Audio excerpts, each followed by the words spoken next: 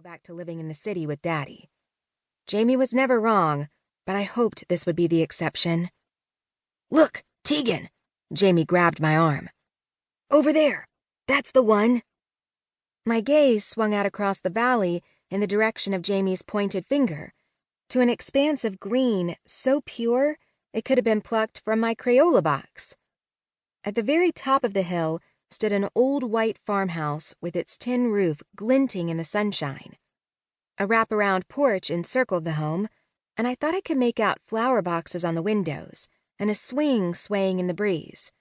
Or maybe my imagination simply conjured them up. To the left of the house, a tractor idled under two enormous oak trees, and a lane wound down the hill to a faded red barn. "Oh," I breathed out the word like a sigh. "Oh, it's perfect." Jamie and I had studied every rambling little farm we'd encountered since we hopped onto the Greyhound bus that had brought us to this strange and wonderful world away from the gritty Pittsburgh neighborhood where we lived with Daddy. If Jamie's instincts about Grandma were right, we wouldn't be there much longer. So we were on the lookout for the perfect country house, the perfect small town where we could live far away from the danger, the pollution, the memories of our life of shuffling from rundown apartment to rundown apartment in the city. When Jamie turned 15, he was going to get a job working construction. He'd save every penny, and I'd get a job too, as soon as I was old enough.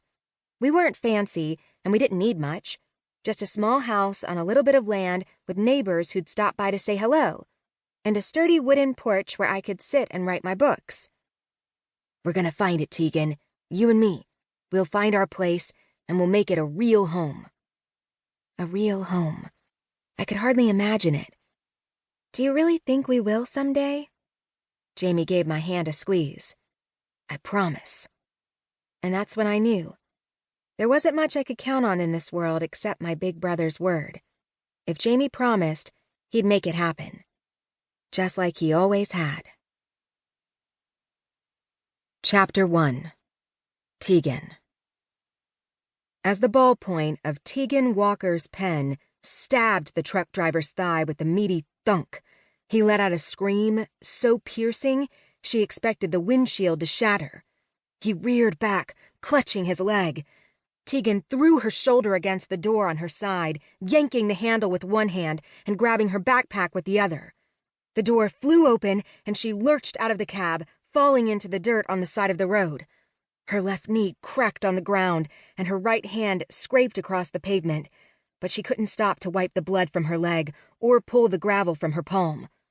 "You bitch!" The desert dust billowed around as she crawled across the roadside berm to where her backpack had landed a few feet away.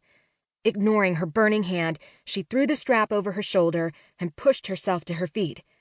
A short distance away, the truck driver's door screeched open, and her heart rate doubled. She had to get away from this scumbag. But where am I?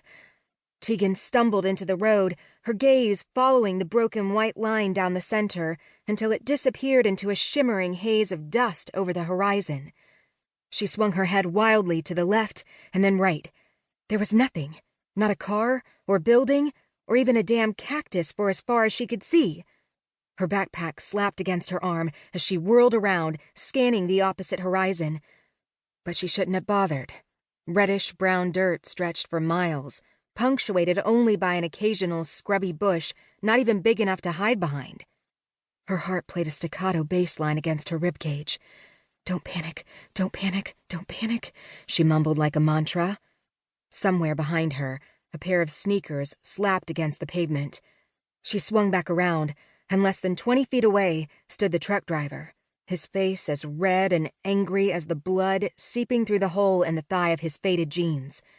Before she could stop to think about it, she twisted her arm through the other strap of her bag, yanked it onto her back, and took off down the embankment. Barreling across the dune, her feet churned up dust and sent a couple of prairie dogs scurrying out of her path. Her sneakers snagged on the twisty little bushes that managed to survive in the parched landscape, but she pushed on, silently willing her legs to move faster. She picked up the pace, gasping for air as she raced to the top of the ridge and back down the other side.